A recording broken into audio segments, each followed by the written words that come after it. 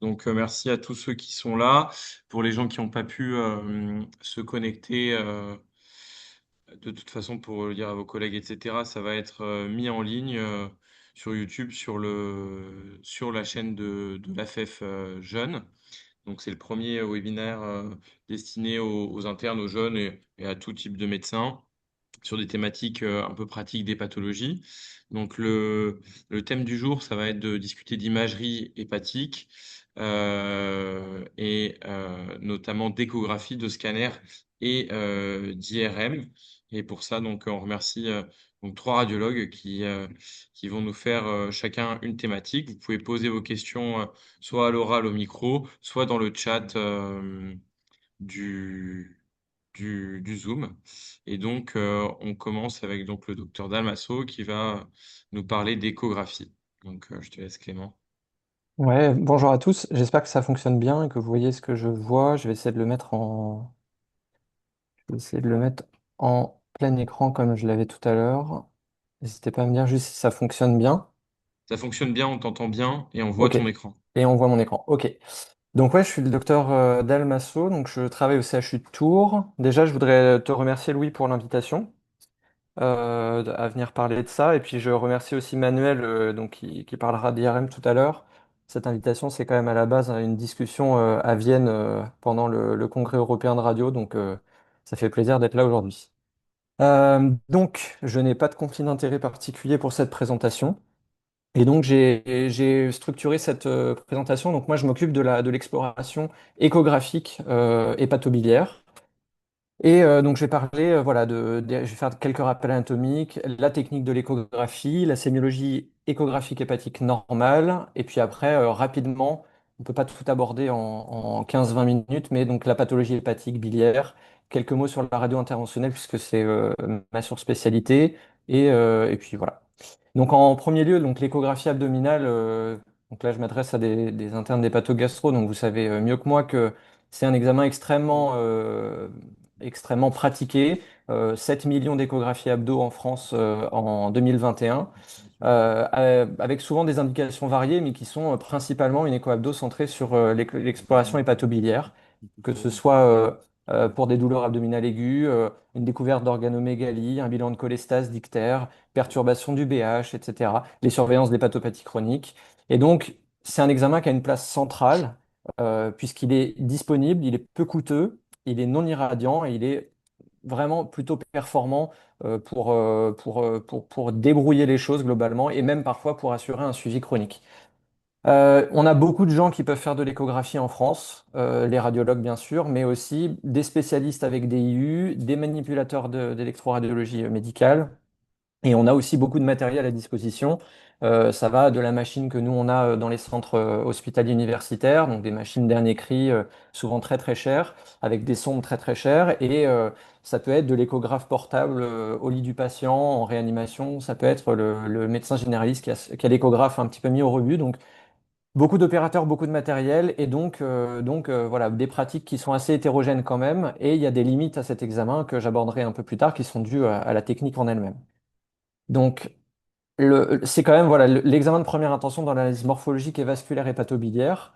Et je vais pas vous faire des rappels anatomiques très, très compliqués parce qu'en fait, vous êtes tous internes, donc vous le savez aussi bien que moi. On a une exploration sur l'anatomie générale hépatique sur laquelle je reviendrai après.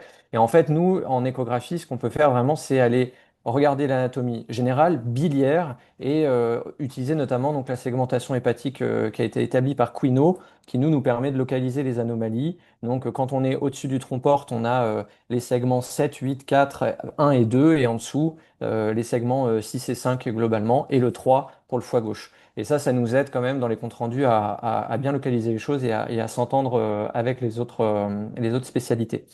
La technique de l'échographie, pareil, c'est très rapide, hein. C'est l'usage d'ondes ultrasonores. Dans le domaine médical, on utilise de 2 à 20 MHz. Et c'est basé sur l'utilisation des ondes longitudinales de compression. On utilise aussi le cisaillement pour certains modules comme l'élastométrie. Et ça repose en fait sur l'étude des impédances acoustiques des tissus que l'on explore. Et en fait, en fonction de l'impédance du tissu, on va pouvoir caractériser les choses. Ça va pas avoir le même aspect échographique. Et la rupture d'impédance entre deux tissus qui sont de nature différente, c'est toujours c'est le principe physique de l'onde réfléchie, de l'onde incidente et de l'onde transmise. Eh bien, quand il y a une rupture d'impédance entre deux tissus qui ont une impédance différente, on va avoir des ondes réfléchies qui nous donnent l'écho et qui nous permettent de vraiment avoir une représentation fidèle des différents tissus que l'on explore. Euh, il faut une configuration minimale pour bien faire de l'échographie. Il faut un mode B, qui est le mode classique, le mode en gris, et après le mode Doppler, évidemment, que ce soit le Doppler couleur ou pulsé. Il faut maîtriser les réglages de base, le réglage du gain, le réglage de la PRF et le réglage de la focale. Ça, c'est des choses qu'on nous apprend quand on nous apprend à faire de l'échographie. Et donc voilà, un mode B à gauche et un mode Doppler couleur à droite. Et après, on peut avancer, avoir des modules complémentaires, des modules d'élastographie, des modules pour de l'imagerie de contraste et les modules d'imagerie de fusion. Comme je l'ai dit, il y a des modules, il y a des échographes fixes et portables et plein de constructeurs, plein de modèles différents. Donc ça complexifie un peu les choses parfois pour comparer les examens. On utilise des sondes convexes. Les sondes convexes, c'est des sondes généralement à basse fréquence qui nous permettent de faire une exploration hépatique plutôt standard, les contours hépatiques, la morphologie, la recherche de dysmorphie, la caractérisation lésionnelle. Et après, on utilise des sondes linéaires à plus haute fréquence qui, elles, nous permettent de faire l'exploration superficielle, les contours hépatiques, et puis explorer parfois la région sous-capsulaire ou même, par exemple, les contours vésiculaires, la paroi vésiculaire. Donc ça, c'est une sonde convexe à gauche, linéaire à droite. Et donc, en pathologie, en exploration hépatobiliaire, il faut s'assurer que le patient a respecté un jeûne de plus de 6 heures pour avoir une vésicule en réplétion. Et puis, ne pas hésiter à mobiliser les patients en décubitus dorsal, les mettre en décubitus latéral. Et c'est vraiment un examen qui est dynamique. La sémiologie hépatique normale en mode B, c'est, donc comme j'ai dit, il faut bien régler son appareil, le gain, la profondeur, la focale, la fréquence. Et donc ensuite, on va parler, alors même juste en mode B, on parle de hypo ou hyperéchogène. euh, C'est-à-dire hypo, ça va être moins échogène que le parenchyme rénal adjacent, par exemple. Hyperéchogène, c'est plus échogène. Donc on parle bien d'hypo-hyperéchogénicité. On parle d'écostructure quand elle est homogène et elle s'oppose à l'écostructure plutôt hétérogène, fine ou grossière. Et ensuite, on va utiliser des artefacts qui sont en fait des limites hein, en quelque sorte de la technique échographique, mais qui se révèlent être des aides diagnostiques et anatomiques. Quand on a un cône d'ombre postérieur en arrière d'une structure, on va savoir qu'on a affaire à une structure extrêmement dure, donc souvent des calcifications. Quand on a un renforcement postérieur, c'est que la structure que l'on étudie est plutôt liquidienne. Quand on a un artefact de réverbération, c'est dû au gaz. L'artefact de répétition, ça peut être un artefact dû à une interface. Donc toujours c'est ces histoires de rupture d'impédance. Et on a aussi l'artefact en queue de comète. Donc ça, c'est l'artefact en queue de comète, typique qu'on verra tout à l'heure, hein. Là, c'est un exemple de LPAC syndrome. Et donc, avec ces artefacts, on peut caractériser une lésion et avancer sur le plan sémiologique et diagnostique. Et donc, voilà, par exemple, un liquide simple, c'est un liquide qui est anéchogène, qui a une écostructure homogène avec un artefact de renforcement postérieur. Un liquide complexe, ça va être hypoéchogène ou échogène, ça dépend, avec une écostructure plus ou moins hétérogène et un artefact de renforcement un- l'artef- le- l'exploration d'une structure tissulaire, ça va pas forcément être très parlant au niveau artefactuel. Par contre, la calcification, on l'a vu, c'est une structure hyper échogène, homogène, avec un vrai cône d'ombre. On voit les rayons, les ultrasons ne passent pas en arrière. Et donc, et donc le mode Doppler, on va pouvoir étudier le flux Doppler, donc la modulation du flux, une véritable analyse spectrale et l'analyse des vitesses de circulation. Donc ça, c'est une coupe de référence où on passe par le tronc-porte et on voit juste en avant l'artère hépatique. On voit un artefact d'ailleurs, on voit les couleurs. Vous voyez, le tronc-porte, il est bien rouge, il vient vers la sonde. On voit qu'il y a un artefact, un aliasing, hein, parce que les vitesses circulatoires de l'artère hépatique sont supérieures à la PRF qui est choisie là par l'opérateur. On a un artefact d'encorbellement quand on étudie une structure vasculaire où il y a la structure va être entourée de vaisseaux qui s'allument en Doppler. Donc ça peut être le signe d'une néovascularisation, notamment dans les lésions tumorales. C'est typiquement ce qu'on voit ici. Et on a des artefacts périvisculaires parfois, les nuages de points battants à chaque systole autour d'un vaisseau. Enfin, l'artefact de scintillement, ça va nous aider quand on a une structure calcique lithiasique, on va avoir une petite hyperémie Doppler focale. Et donc en fait, donc là, on a un artefact de scintillement dans une lithiase vésiculaire. Et en fait, toute cette sémiologie-là, on va l'appliquer à l'exploration hépatobiliaire. Et donc, une structure, une exploration hépatobiliaire normale, l'imagerie normale, c'est un foie qui est d'écostructure homogène avec un parenchyme qui va être finement granuleux mais uniforme, sans lésion focale.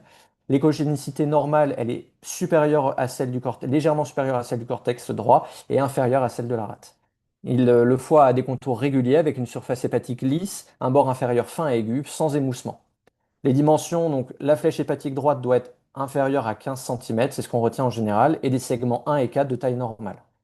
Les voies biliaires intrahépatiques ne sont pas visibles ou à peine visibles, la voie biliaire principale reste fine, donc avec un cutoff en dessous de 6 mm, qui s'élargit un petit peu après 60 ans et qui s'élargit encore un peu plus quand on a eu un antécédent de cholécystectomie. La vésicule biliaire, elle est anéchogène, alithiasique et elle conserve des parois inférieures à 3 mm. On l'a dit, hein, il faut pas de lésion focale, pas de masse, pas de kyste, pas de calcification. Et le péri-foie, le périhépatique, pas d'acide, pas d'épanchement. Donc voilà, là c'est un exemple de coupe avec un foie échographiquement normal. Et sur le plan Doppler, sur le plan vasculaire, le système porte, le tronc porte doit avoir un diamètre de moins de 13 mm avec un flux hépatopète. Donc c'est un flux qui vient vers la sonde, qui est rouge hein, au niveau du codage Doppler, des vitesses qui sont entre 20 et 30 cm par seconde, et un spectre qui est monophasique, c'est-à-dire c'est vraiment un trait continu qui est modulé par la respiration. Donc ça, c'est un spectre Doppler classique modulé par la respiration pour le tronc-porte. Les veines hépatiques, elles sont convergentes vers la veine cave inférieure avec un spectre Doppler triphasique. Ce spectre Doppler triphasique, en fait, c'est le retentissement direct des ondes de systole et de diastole qui sont au niveau atrial, au niveau de la cavité atriale droite.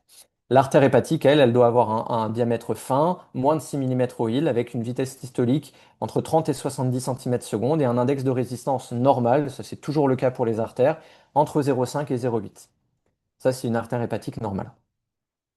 Et on a des coupes de référence en échographie abdominale. Ça, c'est la coupe qu'on dit axiale récurrente. C'est la coupe qui va nous permettre. Donc là, on voit le défilement, hein, on va du bas vers le haut. Là, on voit la tête de lapin pour les veines hépatiques, la veine cave en arrière. Je ne sais pas si vous voyez mon stylet. Là, la veine cave ici. Là, on a la branche portale droite, le tronc porte. Ici, le pancréas, la vésicule biliaire et toujours le pancréas, l'incus pancréatique. Ensuite, on va avoir des coupes sagittales, foie gauche, foie droit. Alors, je ne sais pas si je vais pouvoir je sais pas si je vais pouvoir l'activer quand j'ai le pointeur. Je ne pense pas. Voilà. Ça, c'est une coupe sagittale où on voit le foie droit, le foie gauche, pardon, où on le défile. Voilà, là on a vu l'aorte et la veine cave en arrière, et le foie droit avec la vésicule biliaire, la branche portale droite et le rein avec l'espace de Morrison, l'espace inter-hépatico-rénal. Donc, je remercie d'ailleurs le docteur Rousseau qui travaille, qui est échographiste dans notre centre hospitalier, qui m'a fourni les boucles. Euh, donc, j'avance. Donc, quand on va parler de pathologie hépatique, je vais aborder les pathologies hépatiques diffuses. Donc, la stéatose. Je vous fais pas l'affront de vous dire quelles sont les causes de stéatose, hein, puisque vous le savez mieux que moi. Mais globalement, voilà, nous, c'est souvent des patients avec une exogénose chronique, une surcharge pondérale, des gens qui ont un profil plutôt de pathologie métabolique.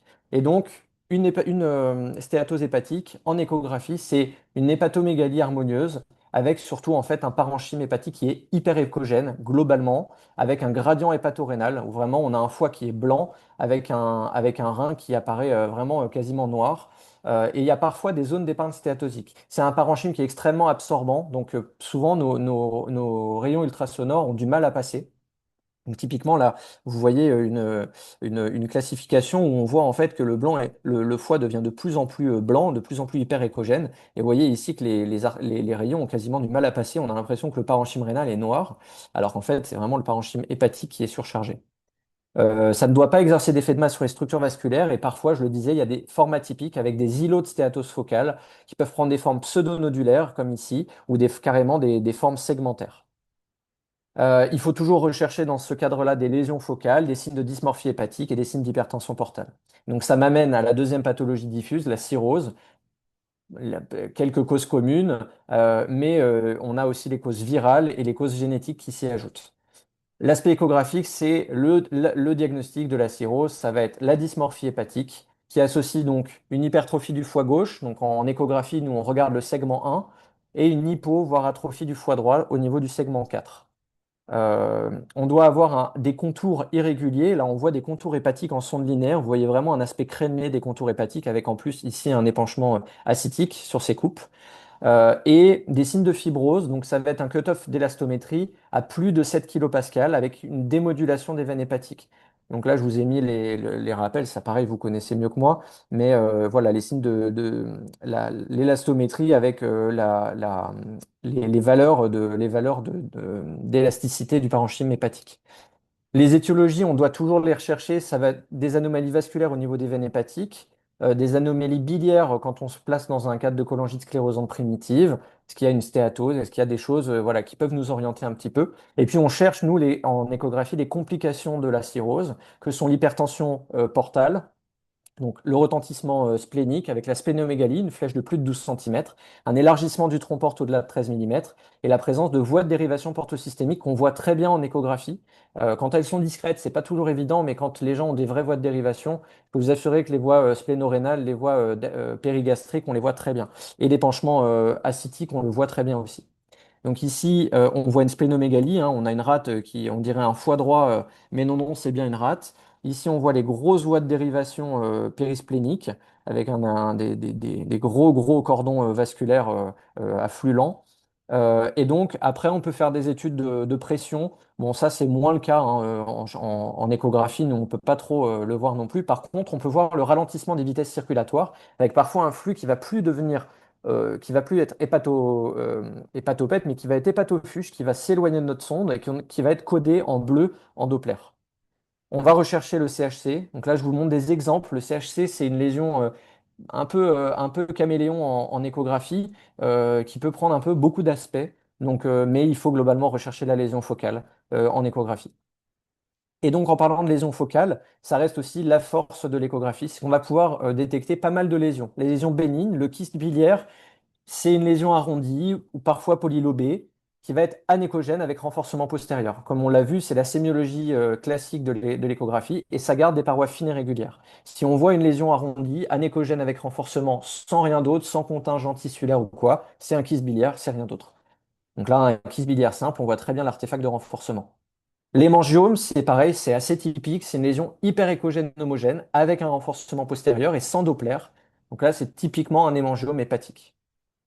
L'HNF, l'hyperplasie nodulaire focale, là c'est un peu plus caméléon, iso, hypo, hyperéchogène homogène, mais la cicatrice centrale, l'hyperartérialisée, c'est quand même un élément qui nous aide à l'évoquer.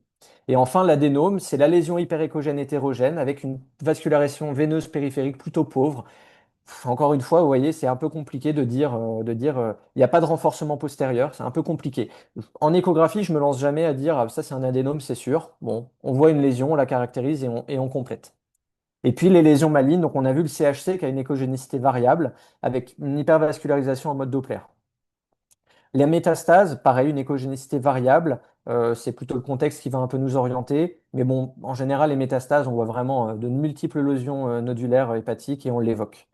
Le cholangioca, pareil, c'est un peu compliqué de l'évoquer. Ça va être plutôt la localisation. Quand c'est un cholangioca qui est périphérique euh, ou un cholangioca qui est périhilaire.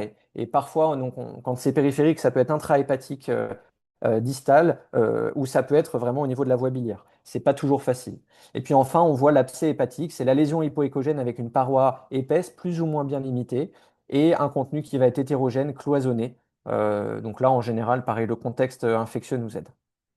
Je fais un petit point sur un des modules qui nous aide, c'est l'échographie de contraste. Donc, on utilise un produit de contraste spécifique, le Sonoview. C'est le seul qu'a l'AMM en France. C'est des microbules de gaz qui font 3 microns et en fait qui vont permettre vraiment une étude dynamique et en temps réel de la vascularisation d'une lésion. Donc ça, comme je disais, dans les lésions qui sont un petit peu caméléons, ça nous aide.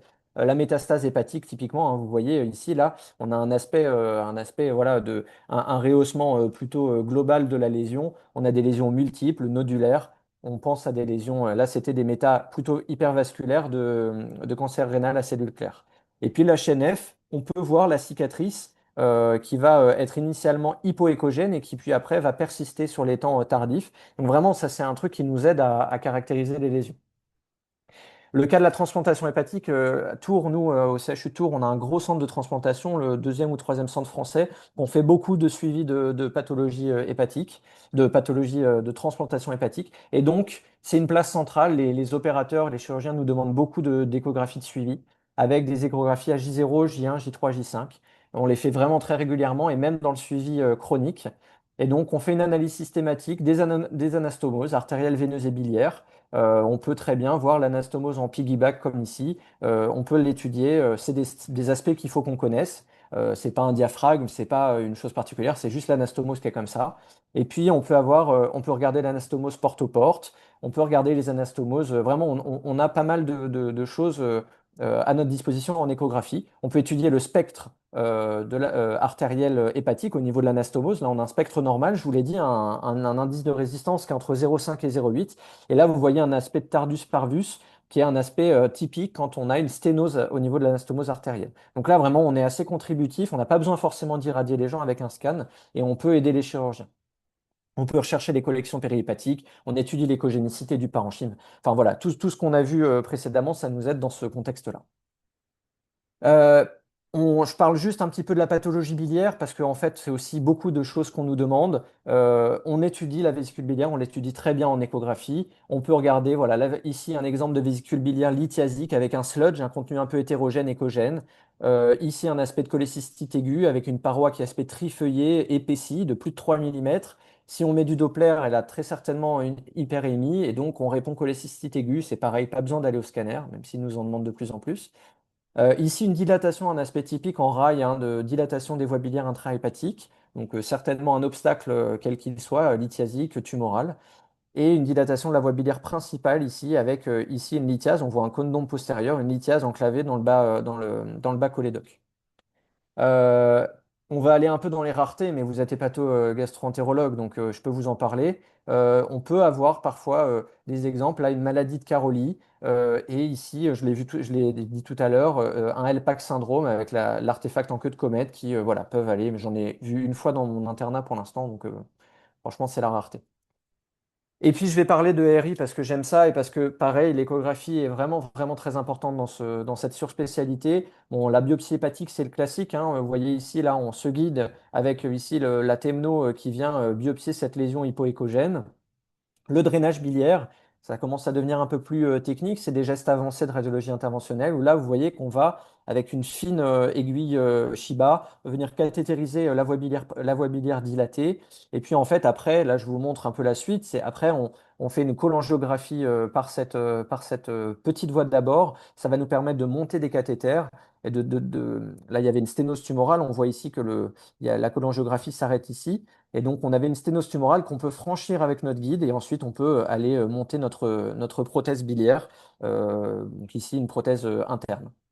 Et puis, on peut drainer plein de choses, des abcès, des biliomes. On peut faire une cholécystostomie, hein, on peut aller drainer avec un petit passage transhépatique une vésicule biliaire chez quelqu'un qui est récusé de la chirurgie. C'est pas si rare.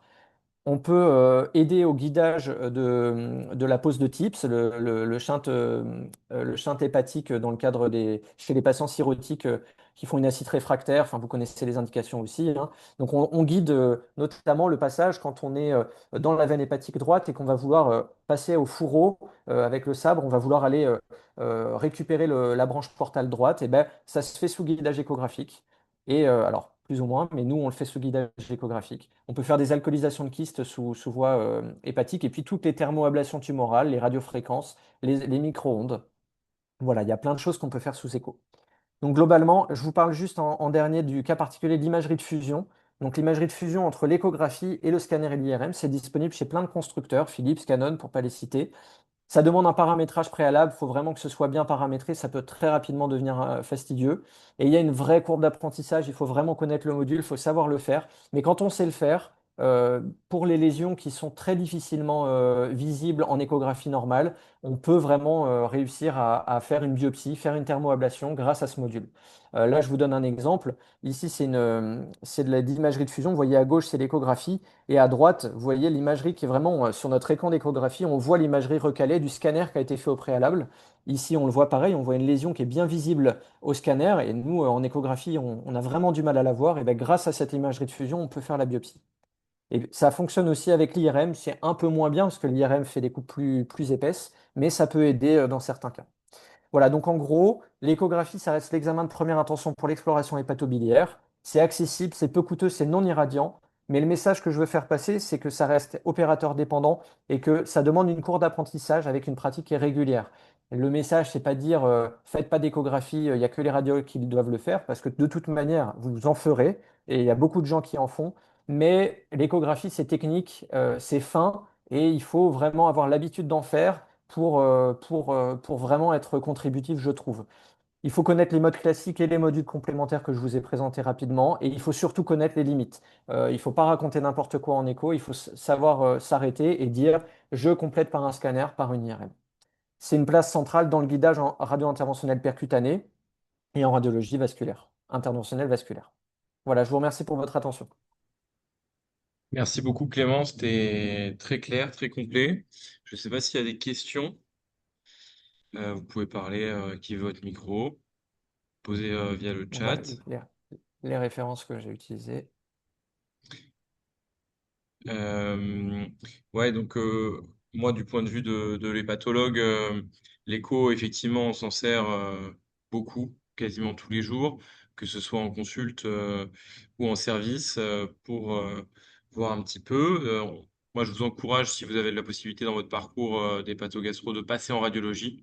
Ou à Marseille, en tout cas, tous ceux qui font un parcours d'hépato vont aller passer en, en radio. Et comme disait Clément, donc c'est le meilleur examen de dépistage parce qu'il est facile. Vous pouvez aller en service, vous avez un doute chez un patient qui a des douleurs et tout, vous pouvez les regarder. Et si vous tombez sur une lésion, à moins d'être radiologue expert ou vraiment qui a l'habitude, allez vraiment vers l'IRM. On vous en voudra jamais d'avoir fait une IRM de trop alors que c'était un angio mais que c'était un petit peu évident. Mais par contre, on vous en voudra si vous êtes passé à côté du CHC qui avait une tête un petit peu voilà, comme je disais, c'est caméléon, ça peut ressembler un peu à tout. Donc, chez un patient, une imagerie en coupe, s'il y a une lésion, c'est la base. Et si par contre, vous avez déjà une imagerie en coupe et que vous voyez que, bah, comme il disait, sur le segment 3, c'est décrit et que vous, votre image est exactement au même endroit de la même taille du segment 3, ça va. Et l'échographie, ce qui est bien, c'est de la répéter chez les mêmes patients en consultation, 6 mois après 6 mois. Quelque chose qui apparaît, ça pose problème, alors que quelque chose que vous voyez à chaque consulte, ça pose moins de problème. Donc, merci beaucoup, Clément.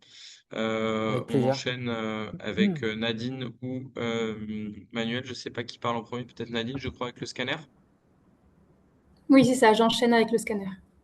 Merci. Vous m'entendez? Est-ce que vous voyez mon C'est parfait. écran? On voit pour l'instant ton visage et on entend le son. On n'a pas encore le partage de ton diaporama.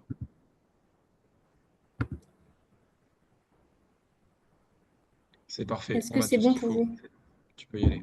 Ok. Bonsoir à tous. Donc moi, je vais vous parler de la partie scanner, donc les outils qu'on utilise et les aspects que peuvent prendre les différentes lésions et pathologies en scanner. Donc rapidement, les principes généraux du scanner, il s'agit d'une hélice où le patient est allongé et il y a un tube à rayon X qui émet des rayons et un détecteur de l'autre côté. Et à chaque fois que le tube fait un tour, on appelle ça une hélice ou une spirale. Il y a eu de multiples avancées et de plus en plus, j'en parlerai un peu plus tard, et il y a différentes sources émettrices qui sont possibles, mais aussi des paramétrages qu'on peut faire en fonction des patients, est-ce qu'ils sont en surpoids ou pas, et en fonction de la technique qu'on va utiliser. Et différents détecteurs sont possibles aussi. L'image obtenue va être codée selon l'échelle de Hounsfield, qui est centrée sur 0, qui est la densité de l'eau, avec des densités les plus négatives, l'image apparaîtra noire pour l'air, et les images les plus élevées, entre 1000 et 3000 UH pour de l'os qui est dense, mais la zone d'intérêt va plutôt se concentrer entre moins 20, enfin moins 100 UH à 100 UH. Donc les structures négatives, moins 20 à moins 100 UH, vont être les structures lipidiques. De 0 à 20, ce sera les structures purement liquidiennes. Et ensuite vont arriver les différents parenchymes et l'injection de produits de contraste qui sera aux alentours de 70 à 120-150 UH. Une fois qu'on a placé notre patient dans le scanner, un scoot view va être réalisé. C'est comme une radiographie. Ça va nous permettre de bien délimiter notre champ d'acquisition. Le foie, le dôme hépatique remonte assez haut et il va falloir bien prendre ça en compte pour notre injection. Et les cul-de-sac pleuraux vont descendre un peu plus bas. L'image est toujours acquise dans un plan axial. Donc nos images natives, elles sont axiales. Et par la suite, des reconstructions multiplanaires vont être réalisées pour pouvoir voir dans un plan coronal, sagittal. Donc là, un foie d'un sujet jeune. La flèche hépatique, ce qu'on dit la flèche hépatique droite, elle va être inférieure à 15 cm, mais on pourra aussi se mettre dans des plans inclinés pour se mettre bien dans le plan de l'organe. D'autres outils de post-traitement existent et les plus fréquemment utilisés sont le MIP et le MINIP. Pour le MIP, on va additionner différents plans de coupe. On va sélectionner l'épaisseur qu'on veut additionner et on va retenir que les structures les plus denses. Donc, sur l'image finale, il n'y aura que les structures denses sur l'épaisseur qu'on a sélectionnée. Le MINIP, c'est l'inverse. On va sélectionner uniquement les structures les moins denses.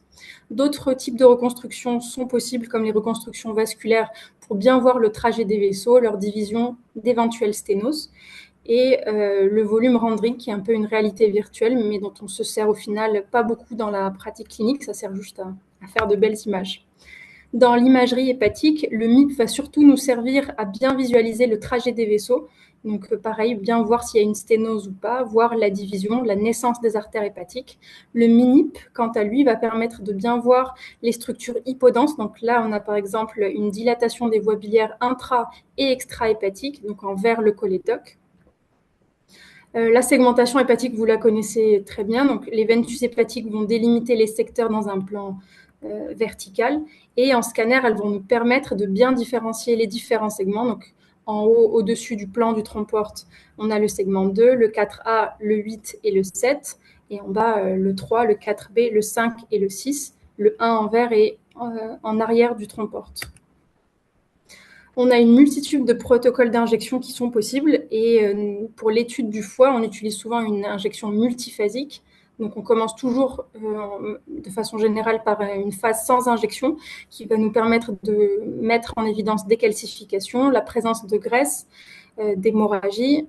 Donc un hématome paraîtra spontanément dense et ça va nous permettre aussi de comparer la densité spontanée du foie par rapport à la rate. Là, sur l'image de droite, vous avez un foie qui est particulièrement hypodense et les vaisseaux hépatiques sont soulignés. On dirait presque que l'imagerie est injectée. D'un point de vue quantitatif, on soustrait la densité du foie par rapport à celle de la rate. Et quand le delta est supérieur à 9 UH, là, on parle de stéatose. Mais le scanner n'est pas l'outil de dépistage, c'est l'échographie. Et la quantification précise de la stéatose, elle se fait en IRM par des modules spécifiques. La stéatose, elle peut aussi être focale. Là, on a un exemple de plage de stéatose focale en regard du ligament falciforme. La phase artérielle, donc pour savoir sur quelle phase on se situe, moi je vous conseille de toujours regarder l'aorte. Là, l'aorte est très blanche, aussi blanche que l'os adjacent, donc on est sur une phase artérielle pure.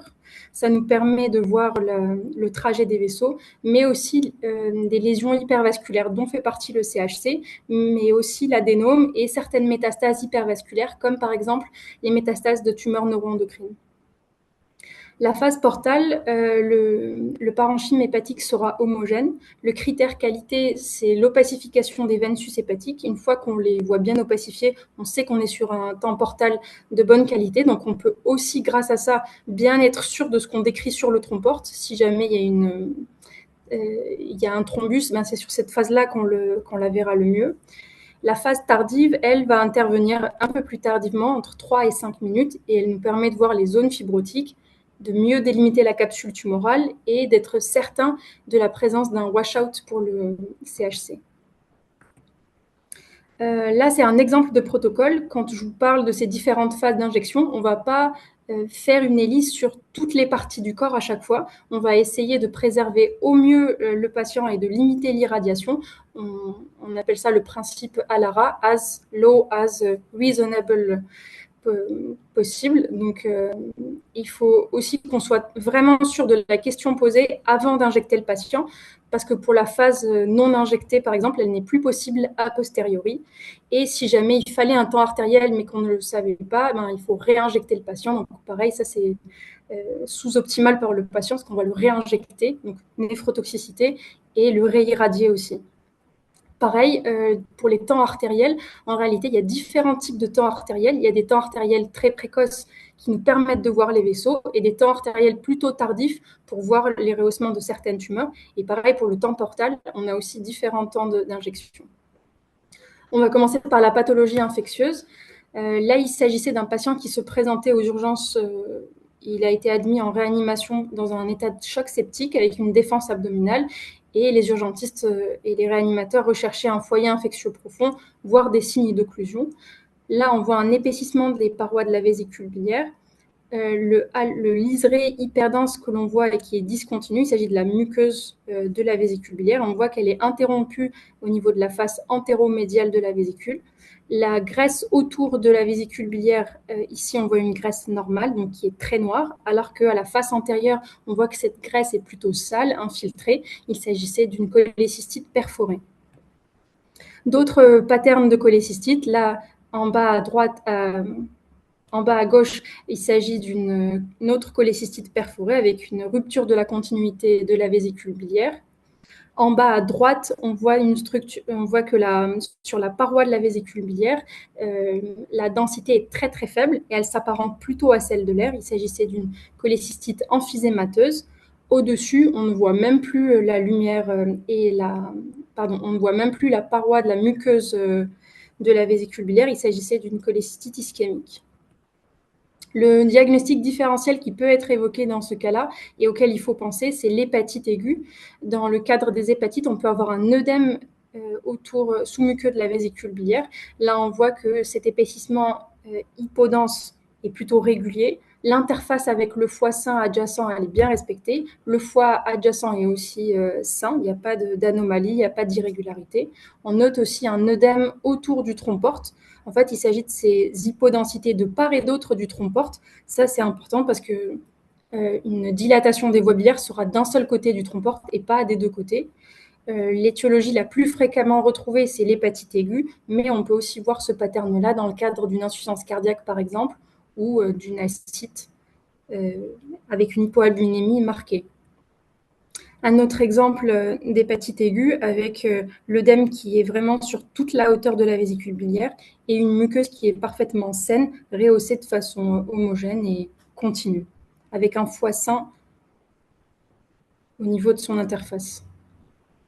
Un autre cas de pathologie infectieuse, un homme de 56 ans qui se présentait pour une fièvre évolutive depuis 8 jours. Il a dans ses antécédents une diverticulite il y a 5 ans et 2 ans auparavant. Là, on voit des formations hypodenses qui sont réunies, voire coalescentes au niveau de la pointe du foie droit. Il s'agit du cluster sign dans le cadre de l'abcès hépatique. Ces abcès, ils peuvent être drainés par voie radiologique. Là, il s'agissait d'un abcès qui avait été drainé par le docteur Gargiulo la semaine dernière. Donc, on voit le drain qui arrive dans le foie et qui va cibler ces zones hypodenses avec le drain qui va se recroqueviller en queue de cochon pour éviter de ressortir trop facilement. Les abcès peuvent ne pas être aussi coalescents ou aussi hypodenses que tout à l'heure. Et dans ce cas-là, on peut comprendre que ça ne peut pas être drainé. Là, un autre type d'abcès qui est cette fois-ci multifocal, avec de multiples logettes de façon diffuse. Là, chez un patient immunodéprimé, il s'agissait d'une candidose avec des plages hypodenses un peu diffuses et infracentimétriques, donc absolument pas drainables. Il y a de multiples mécanismes d'inoculation que vous connaissez très bien, donc soit du fait d'une angiocolite qui est déjà présente, donc avec un abcès bilioseptique qui va se former, une pilée phlébite qui va être secondaire soit à une diverticulite ou à une appendicite. La voie de dissémination artérielle est aussi fréquente chez les patients immunodéprimés, notamment avec les infections fongiques, mais les traumatismes pénétrants ou des actes de radiologie interventionnelle peuvent aussi donner lieu à des abcès hépatiques. Donc l'enquête étiologique est primordiale pour ces patients-là. Là, c'est une slide résumée du docteur Calamé qui permet de voir en fonction du type de pathogène les patterns que les abcès hépatiques ou l'infection hépatique peut prendre. Donc les aspects apiogènes forment plutôt l'aspect d'un abcès avec un double halo et le signe du cluster, alors que les granulomes diffus vont plutôt être retrouvés dans l'échinococose, la tuberculose, la candidose, les microchystes dans l'échinococose alvéolaire et le macrokyste avec la membrane dans le cadre de l'échinococose kystique ou kystidatique. Un autre cas d'un patient qui se présentait aux urgences avec une fièvre, là sur ses reconstructions coronales avec un MINIP, on voit des formations denses dans le fond du cholédoque, tout en bas du cholédoque, qui sont dans des lithiases, qui sont enclavées dans le bas cholédoque avec une dilatation du cholédoque en amont. C'est une angiocolite. Là, sur les coupes axiales d'un autre patient, on voit bien la dilatation des voies biliaires intra-hépatiques uniquement d'un seul côté du tronc-porte. Donc, il s'agit d'une véritable dilatation des voies biliaires. Parfois, et même dans pas mal de cas, en fait, les calculs ne se voient pas, d'où l'intérêt de la bili-IRM ou de la CPRE pour bien évaluer la présence ou pas de calculs. Le diagnostic différentiel d'un cholédoque qui se voit un peu trop bien et qui peut parfois nous poser souci, c'est l'aspect de cholédoque réservoir dont a parlé Louis tout à l'heure. Après cholécystectomie, il peut être un peu dilaté ou hypotonique, ce qui peut parfois nous poser des soucis quand on est dans le cadre de la pathologie infectieuse. Mais là encore, le bilan biologique et l'enquête étiologique aident bien. Concernant les hépatopathies, l'hépatopathie star, c'est la cirrhose avec un foie qui est dysmorphique. Là, sur l'image en haut à droite, on voit les contours hépatiques qui sont irréguliers. On voit aussi la dysmorphie hépatique avec une hypertrophie du foie gauche, une hypotrophie du segment 4, là fléchée en rose, et une hypertrophie qu'on appelle obscène du segment 1, que l'on voit là. C'est le segment codé ou rétroporte. Les signes d'hypertension portale sont aussi très bien visibles en scanner. Je ne vous ai pas remis les varices périosophagiennes et péricardiotubérositaires, parce que vous les voyez très bien en écho-endoscopie aussi. Mais là, on a une reperméabilisation de la veine ombilicale. On voit qu'elle communique avec le tronc-porte et elle va cheminer le long de la paroi abdominale. Là, on a pareil une grosse veine ombilicale et cette fois-ci accompagnée d'acide. Vous voyez l'irrégularité et l'aspect un peu micronodulaire, un peu hétérogène du parenchyme hépatique. Et dans certains cas, il peut y avoir une thrombose portale qui peut, elle aussi, aggraver et favoriser la présence d'acide. Donc, dans le cadre d'une décompensation acidique inhabituelle chez un patient suivi, il faut rechercher cette thrombose porte. Un cavernum porte peut aussi se développer quand le foie est cirrhotique. Là, un autre patient qui est suivi qui est connu avec une polykystose hépatorénale. On voit que le foie a une flèche hépatique vraiment élevée avec une pointe du foie droit qui arrive jusque dans le pelvis. Le foie est le siège de multiples formations hypodenses à contours bien limités qui sont les kystes. Et on se rend compte que l'un des kystes, est-ce que vous voyez mon curseur? On voit très bien ton curseur, il n'y a pas de souci. Ok, super. Au niveau de la colonne postérieure du foie droit, on voit que l'un des kystes est plus dense que les autres. On le voit ici dans un plan coronal. Et en fait, il s'agissait d'un remaniement hémorragique d'un kyste. Autre chose, on voit que par rapport au temps non injecté, il y a une structure hyper dense qui apparaît au sein du kyste. Et en fait, il s'agit d'un saignement actif au sein du kyste. C'est pas normal de voir une structure hyper dense. Et on voit que ça a la même densité que l'aorte. Donc, le scanner va nous permettre chez ces patients-là la recherche de complications, mais aussi la volumétrie hépatique dans les études afin d'évaluer l'évolution du foie. Et vous savez mieux que moi ce que vous faites avec les volumétries hépatiques. Concernant les lésions hépatiques, donc la lésion la plus fréquente et la plus commune, c'est le kyste hépatique.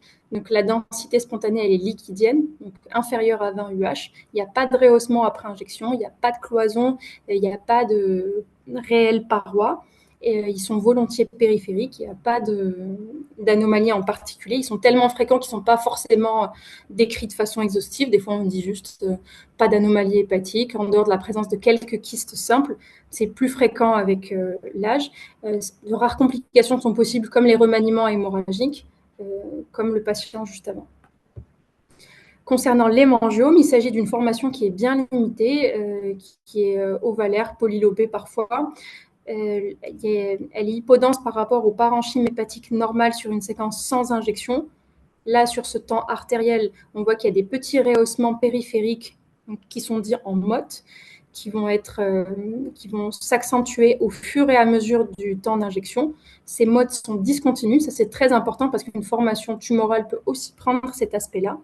Les angiomes, ils peuvent soit se remplir de façon très rapide, donc paraître complètement blanc sur une phase artérielle, et là, c'est la phase tardive, c'est les phases un peu plus tardives qui vont nous permettre. Quand ils sont très petits, des fois, on a du mal à les caractériser. Si, par exemple, ils font ils sont de taille millimétrique, donc on va volontiers passer à l'IRM ou à l'échographie de contraste si on a un doute avec une lésion de nature tumorale ou métastatique. Le rehaussement peut être très lent, comme pour celui-ci, ou très rapide.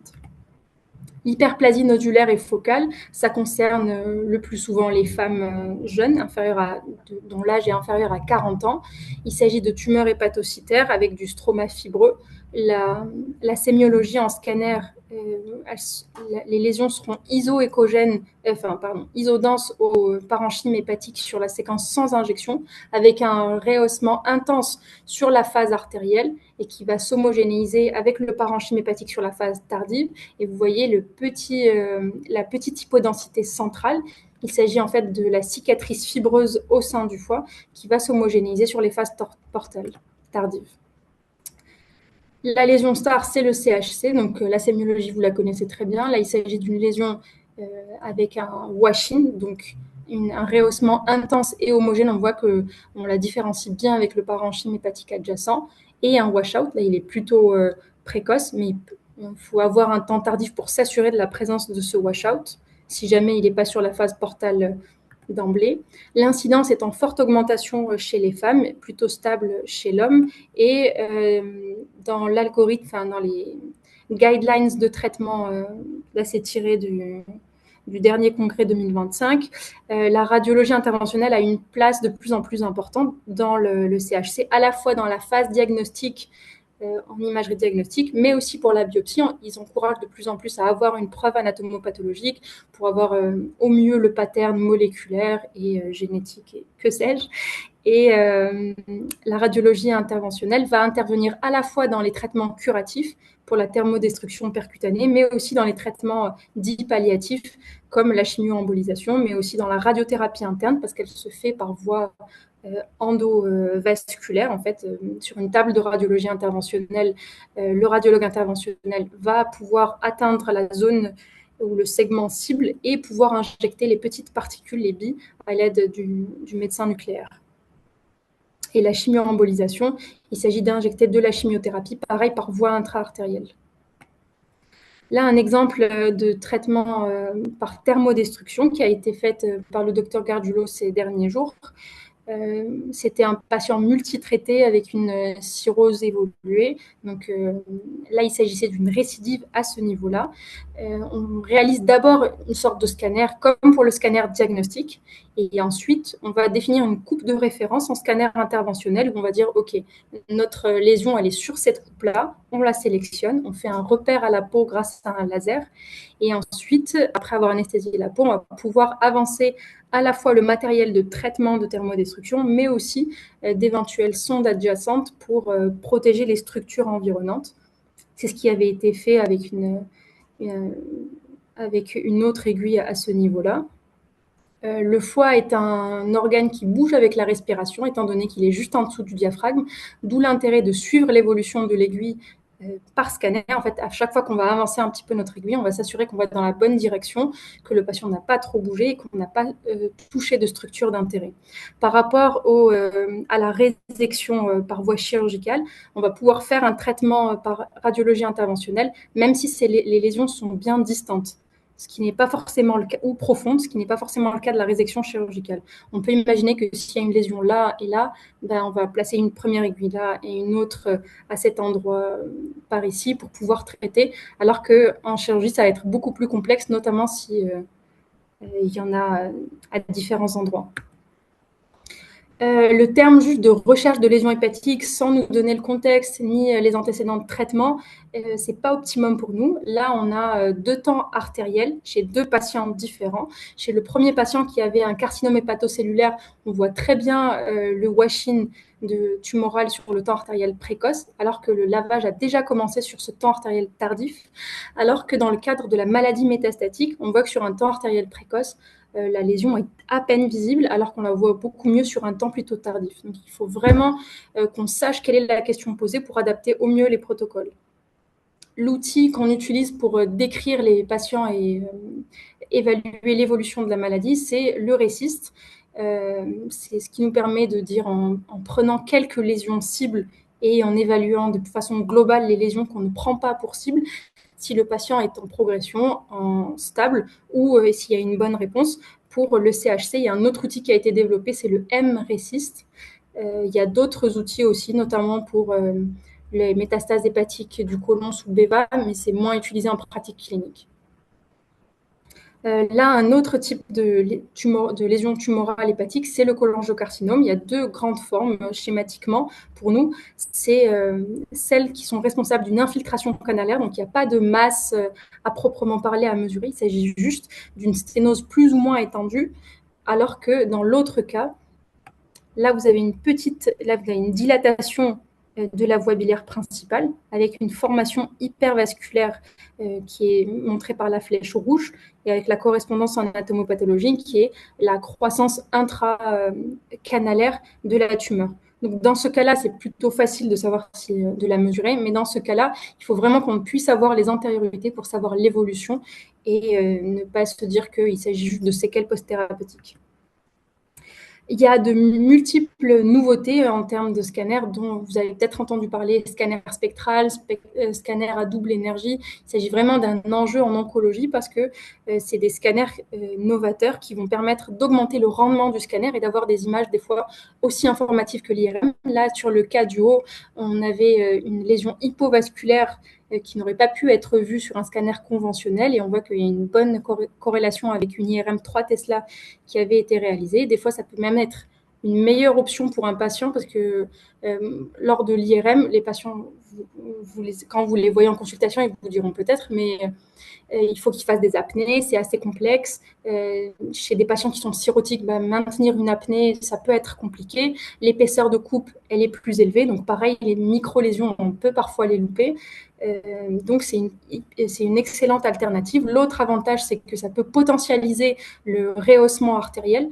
Sur l'image de gauche, je n'ai pas de conflit d'intérêt avec Siemens, mais leurs images étaient sympas. Donc, on peut voir bien le rehaussement artériel et sensibiliser l'œil au final dans ce codage de gris et de blanc. Là, un autre exemple pour l'étude vasculaire et les parois, par exemple, de ce stent. Donc, des outils d'IA peuvent aussi être utilisés pour optimiser l'image. Donc, l'intérêt, il est aussi de diminuer l'irradiation du patient et la néphroprotection parce qu'on va injecter moins d'iode et en jouant sur les énergies, sur les types d'acquisition, on peut avoir des images plus informatives, mais le coût est aussi élevé et des fois, les machines sont même plus chères que les IRM. Il y a une véritable guerre commerciale. Et j'insiste aussi sur le nomadisme des patients. Quand les patients font un suivi, notamment oncologique, c'est important qu'ils puissent aller dans le centre qui a leur historique et que les comparaisons se fassent aussi sur les mêmes machines. Parce qu'on pourrait à tort conclure à une progression ou à une bonne réponse. Dans le cadre de la transplantation, le scanner est pas mal utilisé dans le cadre du bilan préopératoire, à la fois pour l'analyse artérielle purement artérielle hépatique, l'étude du tronc-porte, les signes d'hypertension portale, la présence d'acide ou pas, la quantification. Ça permet aussi un champ d'exploration plus large, notamment chez des patients alcoolo-tabagiques qui sont susceptibles d'avoir aussi un cancer du poumon. Donc, ne pas hésiter à étendre l'exploration au thorax. Et ça permet aussi d'évaluer le volume des psoas en L3 et L4, qui a dans les études, notamment en réanimation, ont montré un impact dans la survie des patients en dehors de quel que soit le stade de maladie tumorale ou d'affection sous-jacente. L'artère hépatique, l'anatomie modale chez 66% des patients, l'artère hépatique va naître de l'artère hépatique commune qui naît elle-même du tronc cœliaque. Donc là, sur cette reconstruction MIP, vous voyez bien le tronc cœliaque qui sort de l'aorte, qui donne l'artère hépatique commune, puis l'artère hépatique propre qui va ensuite se diviser. L'artère mésentérique supérieure est un peu plus bas. Et les variantes anatomiques sont nombreuses, mais les deux principales sont celles-ci. Donc en haut, une artère hépatique gauche. Donc l'artère hépatique, la branche gauche de l'artère hépatique va naître de l'artère gastrique gauche. Et l'autre variante, c'est une artère hépatique droite qui va naître de l'artère mésentérique supérieure. Donc ça, le chirurgien a aussi besoin de le savoir pour planifier au mieux son geste. Le suivi post-transplantation peut aussi être réalisé en scanner lorsqu'on suspecte une complication, soit là où il y a une anomalie échographique ou l'échographie est sous-optimale parce qu'il y a des pansements, parce qu'il y a de l'air, ou si on recherche un saignement actif. On va aussi volontiers aller au scanner dès qu'il y a une mauvaise reprise de la fonction hépatique. On peut rechercher soit une dissection de l'artère, une thrombose de l'une des anastomoses. Et on a aussi besoin de connaître les montages chirurgicaux qui sont réalisés. C'est vrai qu'on a souvent Orbis sous les yeux pour regarder quels montages ont été réalisés. Et on discute aussi avec le chirurgien pour savoir qu'est-ce qui a été compliqué pour lui, qu'est-ce qui s'est passé, est-ce qu'il y a eu des pertes ou pas sanguines, est-ce qu'on doit chercher un saignement ou autre chose. Là, il s'agissait d'une thrombose de l'anastomose qui avait été réalisée sur l'aorte. Donc, c'est ce qui apparaît en hypodense. Un petit mot de la pathologie traumatique. Donc, le scanner est l'outil de référence pour grader les traumatismes hépatiques. Donc, une fois que si le patient est grave, la phase TECO a été réalisée et qu'on voit de l'épanchement, ben, on sait qu'on va d'emblée rechercher une lésion des organes creux ou pleins. Le scanner va être le meilleur outil pour savoir quelle est la taille de la lacération ou d'un éventuel hématome. Est-ce qu'il y a un saignement actif ou pas, un anévrisme, s'il y a une atteinte du huile hépatique. Là, un exemple d'évolution à 7 jours. On utilise la classification AAST, donc, qui combine à la fois la taille de l'hématome et éventuellement une lacération, l'atteinte ou pas d'huile. Donc, en conclusion, le scanner a une place incontournable dans la prise en charge des patients et de plus en plus prescrit, notamment dans la pathologie d'urgence en infectieux, mais aussi dans le dépistage et dans le suivi en oncologie, mais aussi dans les bilans d'extension autres. On recherche toutes les complications possibles, qu'elles soient iatrogènes ou liées à la pathologie sous-jacente. Il ne faut pas perdre de vue la radioprotection et la néphroprotection des patients et une meilleure communication entre nous tous et toujours avoir le meilleur compte rendu, le meilleur prise en charge pour les patients. Il y a un rôle majeur pour l'histoire et l'examen clinique. C'est vraiment une chose sur laquelle on s'appuie nous aussi. La Société française de radiologie a mis en place un outil pour une aide à la demande d'examen pour, par exemple, d'autres. Voilà, si jamais je suis cardiologue et pour mon patient j'ai besoin d'une question, je ne sais pas si je dois prescrire un angioscanner ou un scanner, que sais-je. Donc là, ça aide, par exemple, pour le type de questions qu'on se pose. C'est un outil d'aide pour les plus jeunes. Les références que j'ai utilisées. Merci. Merci beaucoup, Nadine. C'était très clair, très complet aussi. Je ne sais pas s'il y a des questions.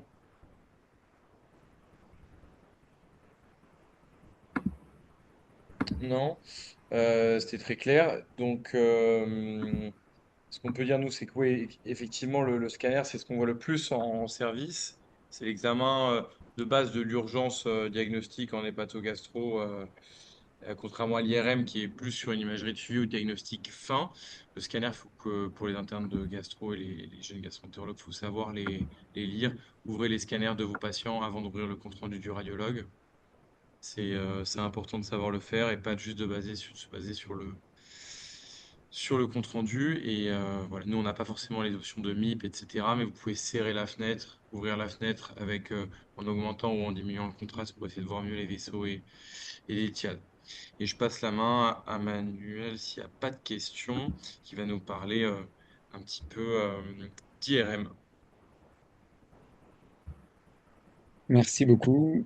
Donc ouais, moi je vais vous parler un peu d'IRM hépatique. Je vais vraiment survoler, mais donc n'hésitez pas s'il y a des questions pour approfondir certains aspects, comme c'est l'examen auquel peut-être vous êtes le moins confronté, ça relève vraiment ouais, quoi, de l'IRM. Donc juste pour de manière schématique, une IRM c'est un champ magnétique auquel on va soumettre un corps humain, et un corps humain c'est plein de tissus de composition différentes. De l'eau, du gras, du sang, du calcium, du métal, du fer, etc. Et donc en fait, chaque tissu, chaque composition tissulaire, chimique a une configuration protonique différente et donc va interagir avec le champ magnétique de manière différente. Et donc, ce que fait le scanner, par exemple, c'est à chaque pixel, il attribue une densité. Ici, ça va un peu plus loin. C'est qu'à chaque pixel, on va attribuer une information chimique. Et en fait, pour avoir une information chimique, le patient qui est soumis au champ magnétique dans une IRM, on va le soumettre à une excitation par un plus de radiofréquence. En fait, l'aimantation, elle va être perturbée, il va y avoir une bascule de l'aimantation. Et l'IRM va analyser comment ce champ magnétique a été perturbé, comment il revient à la normale. Et donc, ce duo excitation-relaxation, c'est ce qu'on appelle une séquence. Et donc, avec une séquence, on a un type d'information. Donc, on comprend bien que pour avoir une analyse fine et complète, on va devoir faire plus de séquences pour avoir plus d'informations chimiques et comprendre exactement qu'est-ce qui se passe à chaque pixel. Cet ensemble de séquences, c'est ce qu'on appelle l'IRM, mais on comprend que si on veut faire toutes les séquences, en fait, on ne pourrait pas, parce qu'à chaque fois qu'on demande une séquence de plus, on passe plus de temps avec le patient dans la machine et donc on diminue la disponibilité de l'IRM. C'est pour ça qu'il faut avoir une question vraiment spécifique à chaque IRM pour qu'on puisse faire le strict minimum des questions posées. Donc je vais essayer de vous montrer quelques séquences d'IRM pour que vous ayez les idées les plus claires possibles à travers quelques exemples. Le premier, c'est une patiente de 70 ans qui a des kystes hépatiques connues. Elle a des douleurs en hypocondre droit et vous lui faites un scanner et vous tombez sur un lésion kystique hépatique. Ok, mais est-ce que c'est vraiment ça la cause? On ne sait pas trop, peut-être. Et on lui fait une IRM. Donc j'introduis les deux séquences de base que vous connaissez déjà très bien, le T1 et le T2. En T2, vous vous souvenez les souvenirs de l'externat, le LCR est blanc alors qu'en T1 les liquides sont noirs. Et dans les deux séquences, la graisse est censée être blanche. Ici, c'est des séquences qui sont fat-satées, donc on a saturé le signal de la graisse, et donc c'est pour ça que la graisse est noire. Mais si on parle de T1 et de T2 à proprement parler, la graisse doit être blanche. Les autres choses qui sont blanches dans ces deux séquences, pour le T2, en fait, c'est globalement que les liquides. On peut parler de liquide, donc quand il y a un vrai liquide dans un espace, un kyste, des voies biliaires, des épanchements, des collections, mais également l'œdème. Si on se fait une fracture, on va avoir de l'œdème dans l'os, ça va être un hypersignal T2. Également des lésions focales parce que leur tissu conjonctif est hydraté, donc c'est un hypersignal T2. Pour le T1, globalement, on peut retenir que les choses qui sont en hyper T1 à part le sang, à part la graisse, c'est le sang et les liquides protéiques. Donc ici, on se reconcentre sur notre kyste et on voit qu'il y a un niveau liquidien. Donc on a du vrai liquide vraiment pur, bien blanc, et un liquide un peu plus trouble. Et quand on regarde sur le T1, on voit que c'est en hypersignal T1. Et quand on regarde notre liste de choses euh, qui peuvent être en hypersignal T1, évidemment, c'était un remaniement hémorragique de ce kyste. Donc on comprend bien là l'importance de l'analyse un peu plus chimique de l'information, plus qu'anatomique.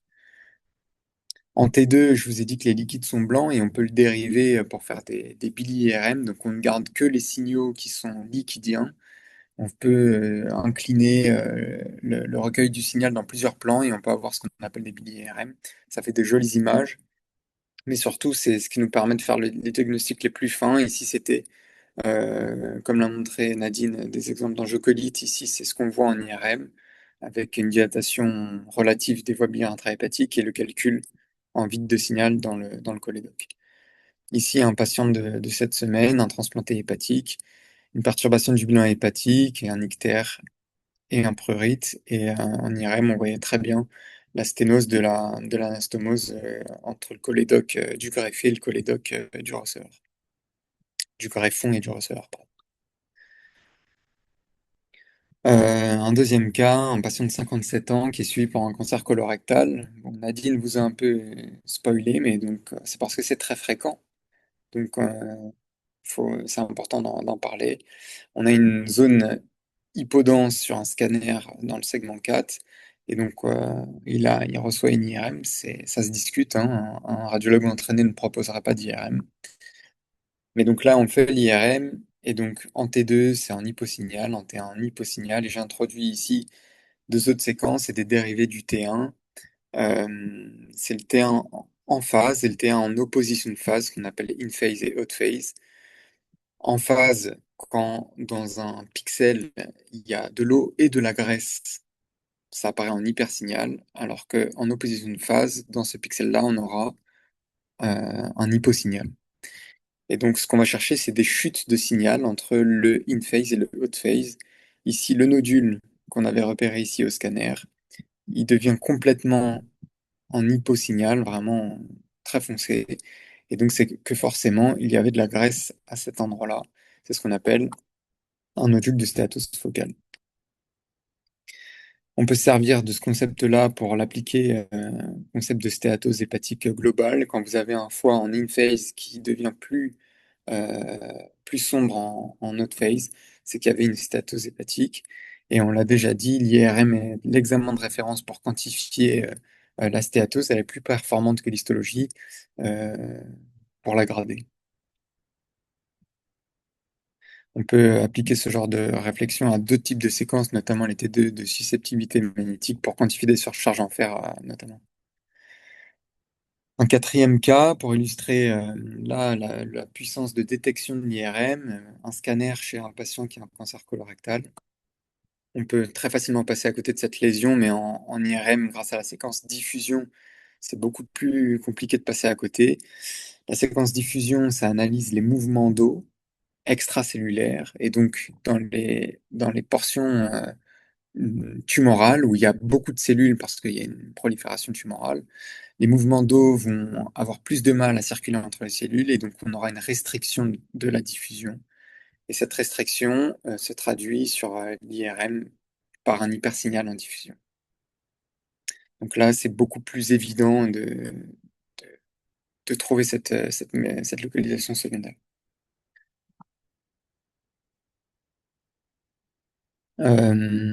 Ici, vous avez reconnu, on vous en a déjà pas mal parlé, les contours bosselés de ce foie. C'est un foie dysmorphique avec un gros segment 1. Et vous avez sur un temps artériel une lésion qui est hyper artérialisée, avec sur le temps portal un lavage. Vous le connaissez, c'est le CHC. Comme on n'en a pas parlé, je m'y attarde un tout petit peu. En imagerie, on parle beaucoup en termes de l'IRADS. Ça s'applique chez les cirrhotiques non vasculaires ou chez les patients qui ont une hépatopathie virale B chronique. On se base sur 5 grands critères majeurs. C'est la taille du nodule, le washing, ça c'est le socle de base. Et ensuite, grâce au washout, donc le lavage tardif, la présence d'une capsule et la croissance du nodule, on va pouvoir le placer sur un tableau à plusieurs entrées comme ça. Et ça va nous donner la gradification de ce nodule-là entre un CHC qui est certain et un CHC qui est, enfin, une lésion qui est douteuse. Et donc, il y a 5 grands critères: la taille, le wash-in, le wash-out, la capsule et la croissance. Je vous montre juste quelques rehaussements caractéristiques, mais on les a déjà vus. L'IRM n'apporte pas grand-chose. Ces rehaussements en mode de l'hémangiome, la chaîne F que nous a montré Nadine et Clément, qui sont quasiment en isosignal au parenchyme hépatique adjacent sur les séquences non injectées. Quand on injecte ici, c'est un temps artériel, il y a une prise de contraste intense et homogène. avec la cicatrice centrale qui ne se rehausse pas sur les acquisitions standards. Si on fait des acquisitions plus tardives, elle finit par se rehausser. Et juste un petit mot pour le bonus, parce que c'est de plus en plus répandu, c'est le produit de contraste hépatospécifique. En fait, on peut utiliser des produits de contraste qui finissent par rentrer dans les cellules hépatocytaires si elles ont une fonction hépatocytaire conservée. Ça nous permet de distinguer deux grandes lésions bénignes, mais qui ont des prises en charge totalement différentes. La HNF, dont qu'on va banaliser, l'adénome, qui va souvent mériter une biopsie et un suivi. Donc l'HNF, il a conservé ses fonctions hépatocytaires, donc sur les séquences dites hépatospécifiques, l'HNF va conserver le produit de contraste et va être plus ou moins au même signal que le foie adjacent, alors que l'adénome, il a perdu ses fonctions hépatocytaires et il va avoir cette sorte de lavage au temps hépatobiliaire. Donc pour conclure, j'ai essayé vraiment de faire simple pour vous initier aux différentes séquences et comprendre en quoi l'IRM peut être utile. Donc c'est vraiment une imagerie de caractérisation quand on sait qu'il y a une anomalie et qu'on veut vraiment la caractériser. Le T2, vous l'avez compris, c'est la séquence des liquides. Le T1 in et out pour quantifier la graisse, que ce soit pour rechercher des plages de stéatose focale ou la stéatose pour la quantifier. Le T1 injecté au gadolinium pour avoir des cinétiques de rehaussement que vous connaissez déjà bien. Et la diffusion pour analyser la cellularité, c'est vraiment une séquence de dépistage pour nous attirer l'œil vers les nodules qui sont hypercellulaires. Et un dernier point, parce que vous êtes nos principaux correspondants en IRM hépatique, évidemment, c'est qu'on ne peut pas chercher tout chez tous les patients. Et donc, Nadine l'a déjà très bien dit, on a vraiment besoin d'être guidé un maximum par l'histoire clinique et par vos doutes et vos suspicions, parce que ça nous permet d'être vraiment performants, d'avoir un temps machine par patient qui est le plus réduit possible, et évidemment de répondre à toutes vos questions. Voilà, je vous remercie de votre attention. Merci beaucoup, Manuel. C'était super avec beaucoup d'images, beaucoup d'illustrations. Un examen qu'on a moins l'habitude de voir et que on comprend pas toujours. Là, c'est très clair quelle séquence donne quoi et tout. Donc, l'IRM, vraiment, c'est l'examen de précision et l'examen qui permet d'apporter du contraste là où le scanner se fait parfois avoir. Et en plus, avec le gain de ne pas forcément irradier et pas de néphrotoxicité non plus. Mais un examen qui est beaucoup plus long et beaucoup plus coûteux, donc à réserver en cas de doute diagnostique ou de patients chez qui on sait qu'on va avoir des doutes au scanner ou à l'écho. Est-ce qu'il y a des questions pour les trois topos? Voilà, c'est la fin des topos, donc il ne faut pas hésiter à poser des questions si vous en avez.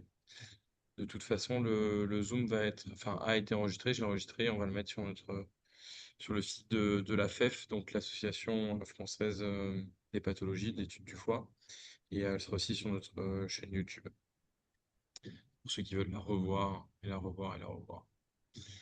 Voilà. Pas de questions? Oui. Il y a juste Ruben qui a une petite question à laquelle je réponds. Donc, produit hépatospécifique, est-ce que ça rallonge l'examen? Donc, effectivement, on refait une séquence T1 à distance. Il y a deux grands types de produits hépatospécifiques en France. Il y en a un dont la phase hépatospécifique a lieu à 20 minutes et l'autre à 1 heure, 1 h 30. Donc, en fait, ça demande surtout une logistique de parfois devoir sortir les patients et de les reprendre ensuite. Donc ça rajoute un temps, on ne peut pas se permettre de faire ça pour tous les patients. Par exemple, en termes d'IRM pour détecter des métastases, on va se le réserver vraiment que pour les projets curatifs, où on veut vraiment avoir plus aucun doute sur la présence ou non de métastases. Euh, Là, si on fait une IRM où on a un doute entre une HNF et un adénome, ça vaut le coup de passer 20 minutes de temps machine. Mais parfois, on lance le protocole hépatospécifique, on a la réponse aux premières minutes de l'IRM. On n'a pas besoin d'attendre la séquence des produits hépatospécifiques, on sort le patient et on s'arrête là. Ça coûte pas vraiment cher, il y a un produit qui coûte plus cher que l'autre, entre 50 et 150 euros. Et donc c'est pour ça aussi qu'on ne fait pas ça pour tous les patients. C'est des produits de contraste qui sont linéaires. Il y a eu une grosse polémique autour des produits de contraste linéaires, gadolinés, avec notamment des syndromes de fibrose néphrogénique. Donc on ne peut pas généraliser ces produits de contraste, même si c'est désormais acquis que si on les utilise dans des indications euh, spécifiques données en cas de doute, leur sécurité est totalement acceptée. Il n'y a pas de discussion sur la sécurité quand c'est nécessaire. Merci beaucoup, c'est très clair. Et il y a d'autres questions?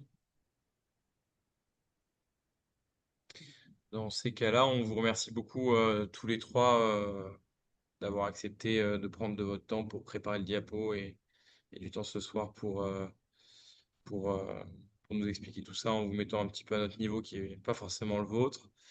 Bien aussi comprendre qu'il ne faut pas demander les examens n'importe comment et que c'est une vraie discussion, que le radiologue, c'est pas un prestataire, c'est un médecin avec qui on discute, qui comprend les problématiques. Et si vous voulez un bon scanner, une bonne IRM, il faut qu'il fasse les bons temps. Et donc, il faut bien discuter, bien réfléchir ensemble. Et voilà. Donc, merci beaucoup à tous les trois. Et on vous donnera bientôt une date pour le prochain webinaire de la FEF Jeune. Bon, merci beaucoup. Merci beaucoup pour l'organisation, c'était Merci. super. Merci. Merci pour l'organisation. Bonne soirée à tous. Bonne Bonne soirée, bon soirée. courage, au revoir. Au revoir.